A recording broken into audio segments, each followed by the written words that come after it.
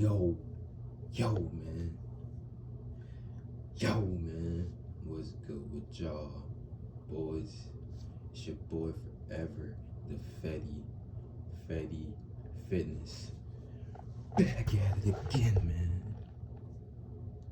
Let's get right into it. Day 316. 100 push-ups every day. Hey, just a quick tip, man. Never stop. Never, man. But before I get started, subscribe, like.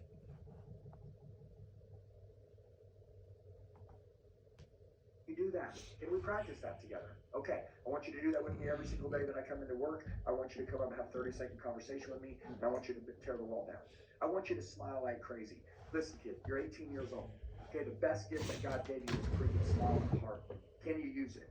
Please, can you? Okay, cool. Now, after that, we wouldn't have had their number if they didn't want something. So have you ever seen somebody drive through McDonald's drive-through and go to the other side without food? No. They could go through food. They went to the drive-through because they wanted the food. They wouldn't let you in their house if they didn't want to do business with you. Now, with all these other amateurs that are out there in the world, okay, if you can believe you work for the right company, then I want you to go in and fight for our company, do a good job, and make sure that you serve them at the highest level, give them world-class customer service. Can you freaking do that and show up for freaking A1? Can you? Yes or no? Yes, I can. Good. Send a soldier out. He comes home with the goodies. It's that simple. And we could go, and a lot of these guys are holding on to dead weight and baggage. And I call it the golden handcuff syndrome. There's a lot of owners that are handcuffed to crappy employees because they're afraid if they leave, they'll go out of business. Yeah, but the opposite is true. Yeah, the opposite is. Well, there's great people that are working for an asshole. No. But again, this goes either way. Yeah. Yeah, I was working for freaking the Antichrist at one point in my life, right? But he was paying me $2 million a year, and I couldn't leave. And you know what? I eventually left and restarted and started my own business. And for 2 years straight, we literally made no money. But the juice was worth the squeeze to buckle down and get what we wanted and give up 2 years of living. We purposely stepped backwards. But I'm telling you, the golden handcuff syndrome can go both ways. But I'm saying I think that a lot of people right now, they need to just be in the right culture. And I think cultures are everything. And just walking in like to your environment, everybody that knows you, the reason why people respect you is because they know you take care of your people. Dude, you are a hardcore businessman. You want to win, but at the end of the day, you take care of your people. That's a freaking leader. Well, yeah, absolutely. Our number one thing is aspire to be number one. I say, I don't play to lose. Literally, I got beaten ping pong all the time, so I got the best coach in Arizona to coach me. I do everything to win. I don't enter a game and go, but here's the difference about business. It's not to make short-term decisions to win. I make long-term decisions to survive through anything. Good or bad economy, I'm still growing and winning. So many people live in this fear, what's going to happen? I'm not sure what I should do. It's like, look, if you're already performing at the top level, best KPIs, conversion rate, average ticket, booking rate, cost per acquisition, you're going to win, period. I can outsell because I offer more things. I can outmarket because we're getting more reviews. And you know your data. Well, the data's everything. Yeah, I was going to say, and that's what I love about you. You know your data. People don't know it. Well, and I mean that. I like a lot of 3 months ago, man, 55. I go down to the numbers that we use are ridiculous to be able to build the future. And as I bring new things in, everybody says that's not possible, Tommy. Everything's possible. They always say, that's a pipe dream, dude.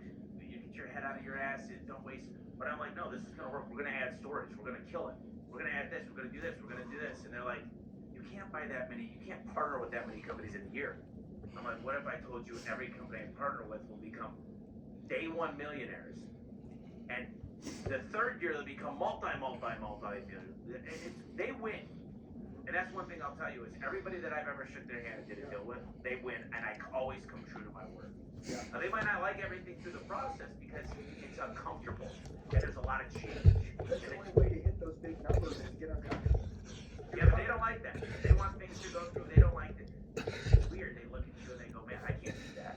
If we partner, it doesn't mean you get to work less. Yeah. It means you hustle a little more because we're building your future. We raise the standard.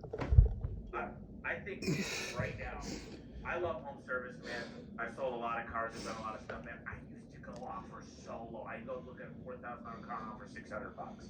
A lot of times I didn't get it, but a lot of times I did. There were days that I drove the car, got it washed, detailed it, and sold it for an extra $2 grand. There were days my buddies, they didn't want to deal with the seller. Because it's a lot, right? If you're an old person, you don't want to deal with it. So they drop off their cars to me. One guy dropped off his car, it said $750. I had another guy come pick it up in an hour for $2 grand. And I gave him an extra $500. I said, hey man, I did okay.